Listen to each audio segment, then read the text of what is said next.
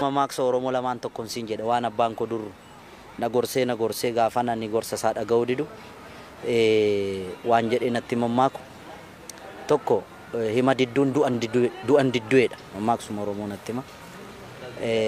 Kan lammataa mammaaksuma mammaaksaani saan okolee didde okkoteen didduu naan jedhaa ture.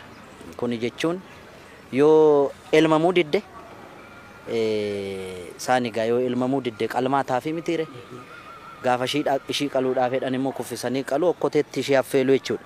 Kanaaf dhibeen kuni biyyoota teekinooloojiidhaan diinagdeedhaan guddanneerra jedhan kana hunda akkaataa inni ofee golatti galchaa jiru kana yeroo hubannee fi isaanillee yeroo watwaataa jiran kanatti dhibeen kun irra caalaan akkaataa inni saffisaan ummata keessatti faca'aa jiru kanatti biyyoonni akkuma siin jedhe guddanneerra jedhanii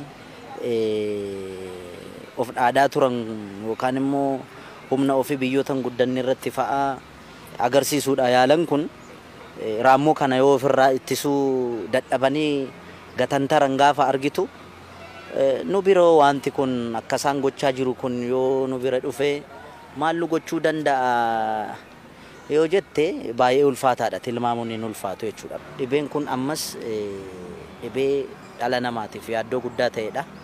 Uummanni keenya amma danda'ametti gorsa hayyoota keenya gorsa ogeeyyii fayyaa keenya dhaga'ee waan sana otoo hojiirra oolchee ittiin of eege bareedaadha.